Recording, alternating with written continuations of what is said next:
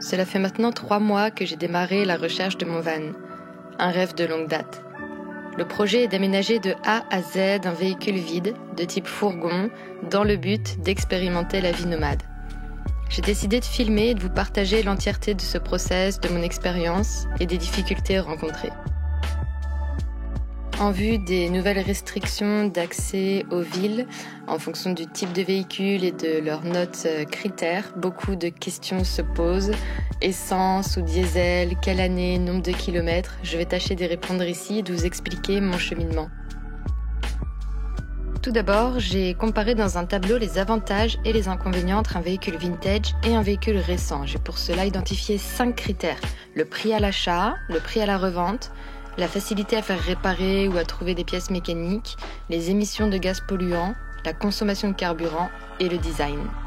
De ce que j'ai observé, une bonne affaire pourrait être d'acheter un véhicule vintage ou de collection pas trop cher, de le retaper et il prendra de la valeur avec le temps. Je pourrais le revendre plus cher. Tandis qu'un utilitaire classique coûtera plus cher à l'achat et ne gagnera pas en valeur avec le temps. Et plus il aura de kilomètres au compteur au fil du temps, plus le prix sera dégressif. De même, les pièces mécaniques seront plus rares et difficiles à trouver que pour un véhicule récent et plus large public, et il pourra être plus facile cependant d'effectuer des réparations soi-même ou en garage car il y aura moins d'électronique. En termes d'émissions de gaz, un véhicule récent sera moins polluant qu'un véhicule ancien car mieux équipé et aux normes, il consommera moins de carburant. Cependant, le design de ces véhicules vintage sont très sympas et attractifs. Je dois avouer qu'ils me plaisent beaucoup. Ils possèdent un charme et un cachet particulier et qui n'a jamais rêvé d'un magnifique combi Volkswagen en bord de mer. Mais il faut bien choisir et ici c'est le véhicule récent qui l'emporte. Je continue donc d'affiner ma recherche en essayant de me poser les bonnes questions. Quelle utilisation vais-je faire du véhicule ? Qui va l'utiliser? Combien nous serons de personnes? Ici 1 à 2 personnes plus un chien, bien entendu. Est-ce pour y vivre à temps plein toute l'année ou juste pour partir de temps en temps en week-end ou en vacances? Pour moi, ce sera très certainement du temps plein. Y vivre à l'année, je ne sais pas, mais en tout cas sur une bonne partie de mon quotidien. Je compte barouder, mais je ne souhaite pas prendre de version 4x4 car le prix est trop élevé et c'est plus difficile à trouver et je préfère me limiter, ne pas tenter les aventures trop escarpées. Mon véhicule sera avant tout mon lieu de vie au quotidien avant d'être un outil de voyage et c'est un critère qui est très important ici. Donc selon l'utilisation que je vais avoir du van, je vais donc déterminer le niveau de confort que je souhaite, donc l'espace dont je vais avoir besoin, les dimensions du véhicule. Et ici j'ai donc conclu sur un H2 L3. Et de même si je voyage beaucoup, que mon véhicule est imposant et chargé, je vais aussi consommer plus de carburant. Et donc c'est un autre critère à prendre en compte. Selon les dimensions et une prévision de ma consommation, je vais donc sélectionner un véhicule diesel, assez récent, avec un moteur fiable et suffisamment puissant pour pouvoir balader ma mini-maison.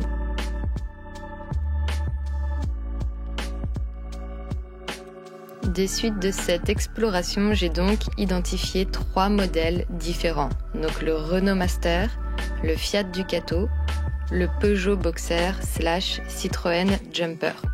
Je ne vais pas retenir ici le Renault Master car les dimensions inclinées de la partie arrière du véhicule me feront perdre de l'espace. Je privilégie donc le Fiat Ducato ou le Peugeot Boxer car ils sont plus carrés à l'arrière. Un Fiat Ducato sur ces dimensions étant un peu plus rare et cher, je pense donc avoir plus de facilité à trouver un Peugeot Boxer qui sera le modèle que je vais privilégier ici. Ok, donc le plan aujourd'hui, c'est d'écumer les annonces avec ma recherche qui est assez précise. Donc je cherche vraiment un Fiat Ducato L2 H2 ou L3 H2. Donc j'ai trouvé plusieurs sites qui vendent des véhicules d'occasion. Donc j'ai La Centrale, j'ai Risocar, j'ai Autoscout24, je regarde aussi sur Paru Vendu, sur Le Bon Coin. Vraiment j'essaie de regarder un petit peu partout. Mais c'est pas évident, donc entre les annonces particulières, les annonces professionnelles, voilà, j'essaye vraiment de garder une recherche assez large. Donc cette première recherche me permet de voir en termes de kilométrage quel prix je mets en face par rapport à mon budget. Donc voilà, on va dire que autour entre 8 000 et 10 000 euros, à quel véhicule je peux prétendre et à combien de kilomètres va être le compteur. J'aimerais bien trouver quelque chose en dessous des 200 000 kilomètres. C'est pas évident, donc j'ai enregistré mes recherches, je me mets des alertes. J'essaye de me créer des comptes un petit peu sur les sites qui m'intéressent et puis on va démarrer comme ça. La seconde étape, c'est que je vais aller en concession automobile directement pour poser mes questions. Donc je vais voir un petit peu les différentes concessions qu'il y a dans le coin, dans les Hauts-de-France, voir notamment les différences entre le Fiat Ducato L2 et le Fiat Ducato L3. J'ai vraiment envie de bien rentrer dans le véhicule pour voir un peu l'espace, me le représenter, me projeter un petit peu sur cette différence de dimension. Et puis également, j'ai envie d'avoir des conseils aussi de professionnels pour pas acheter non plus n'importe quoi. Et puis je pense que si j'ai des bons contacts aussi avec les concessions, ils pourront me rappeler directement dès qu'il y a un véhicule qui me correspond. Et si c'est à côté et que je peux aller le visiter, c'est encore mieux. Donc affaire à suivre. Et puis des petites choses classiques, voir si la clim fonctionne bien, l'état du volant, l'état du tableau de bord, voir si tous les petits voyants s'allument correctement, voir s'il y a bien toutes les ceintures de sécurité, qu'elles fonctionnent bien. Puis je pense qu'une dernière étape qui est super importante quand on veut acheter un véhicule d'occasion, c'est de pouvoir essayer aussi le véhicule pour se rendre compte directement sur la route de ce que ça donne. Et puis tester aussi les freins, les amortisseurs, la boîte de vitesse. Je pense que si on peut vraiment tester, c'est top. Mais j'ai pas envie d'aller à l'autre bout de la France pour tester un véhicule. Donc si je peux trouver dans la région, c'est vraiment top. Et j'ai remarqué aussi en écumant les annonces que dans mes prix, je trouve beaucoup plus de véhicules en bon état en Europe, en dehors de la France, souvent les Pays-Bas et l'Allemagne. Donc je vais me renseigner un peu de ce côté. Dans le fond, je me dis pourquoi pas aller chercher mon van en dehors de la France si je trouve vraiment l'annonce parfaite et que ça me semble sérieux. C'est aussi une solution que j'envisage. Première étape, écumer les annonces, rentrer mes critères de recherche et sauvegarder mes recherches pour me faire contacter dès qu'il y a une annonce qui me correspond. Et deuxième étape, c'est d'aller en concession, pouvoir poser toutes mes questions et avoir un petit peu mon carnet d'adresses de concessionnaires qui pourront me contacter si éventuellement ils ont un véhicule pour moi. Ok, donc aujourd'hui j'ai une présélection de 5 annonces qui combinent donc différents sites, donc La Centrale, Rizzocar et Le Bon Coin. Du coup, je vais téléphoner et puis essayer d'avoir quelques informations sur les véhicules que j'ai trouvés. J'espère qu'aujourd'hui la pêche sera bonne, donc on va téléphoner et voir un peu ce que ça donne. Alors, premier véhicule, c'est parti. Et bonjour, excusez-moi de vous déranger, je me permets de vous contacter suite à une annonce sur La Centrale pour un véhicule. Je voulais juste vous poser quelques questions si vous êtes disponible. Ah, punaise, ça c'est fait. Bon, on va poursuivre nos appels sur cette annonce, donc c'est mort. Vraiment dommage, c'était un Fiat Ducato dans mes prix, donc 10 000 euros seulement.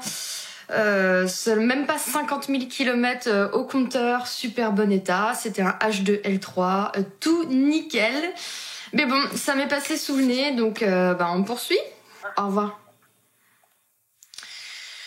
Donc voilà, ce véhicule que j'avais vu, il était à moins de 12 000 euros, Fiat Ducato. C'était pas indiqué sur l'annonce, mais du coup c'est un H1, donc ça ne va pas le faire. Il me faut un H2, donc H c'est la hauteur, L c'est la longueur. On continue, annonce numéro 3. Donc là il est bientôt midi, j'espère que ça va être quand même ouvert, on va tenter. Donc là c'est un véhicule qui est dans le département 66. Qu'est-ce que c'est le 66 déjà ? Où est-ce que c'est ? Pyrénées-Orientales. Ok. Autant vous dire que bon, ça a intérêt d'être l'affaire du siècle parce que je vais pas m'amuser à aller dans les Pyrénées-Orientales non plus pour rien. Bon, on va appeler, on va voir.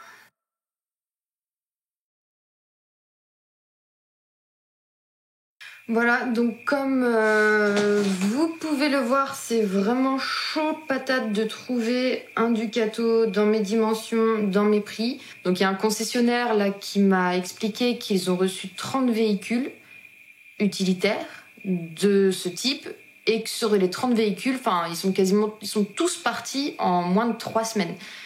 Donc c'est quand même un peu la ruée vers l'or là, donc c'est chaud. Je pense que je vais élargir un petit peu ma recherche. Citroën Jumper, Renault Master, le Peugeot Boxer, je vais quand même élargir un petit peu ma recherche avec les mêmes dimensions et voir un peu ce que je trouve, parce que j'ai l'impression que de rester un petit peu dans le cadre Ducato, Fiat Ducato, c'est compliqué.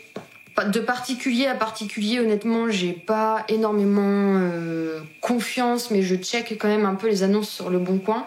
Mais voilà, sur les prix, j'ai l'impression que soit c'est des véhicules qui ont vraiment beaucoup de kilométrage, les utilitaires, c'est quand même des véhicules qui subissent pas mal la vie, j'ai l'impression, surtout d'occasion. C'est des véhicules qui portent des charges lourdes, qui sont pas toujours conduits forcément d'une façon très délicate. Donc voilà, je vais continuer de regarder les annonces tous les jours sur mes alertes. J'ai pas passé là les derniers appels que j'ai passés, les véhicules étaient déjà partis. Donc là j'étais vraiment centrée sur le site La Centrale. Rizzocar, j'ai pas trouvé de véhicules qui m'intéressent en France, ils sont à l'étranger. Donc voilà, pour l'instant je vais quand même me concentrer sur une recherche en France, et puis si vraiment je ne trouve pas du tout ce que je veux dans mes prix, je regarderai un peu ce qui se fait dans les Pays-Bas ou en Allemagne. Donc voilà, affaire à suivre.